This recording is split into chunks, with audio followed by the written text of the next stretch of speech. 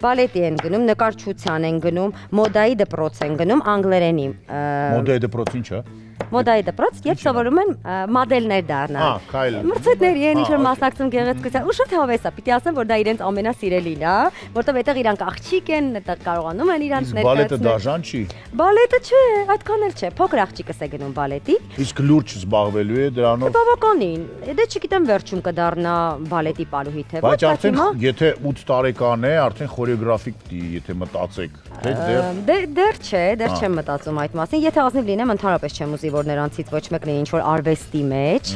որովհետև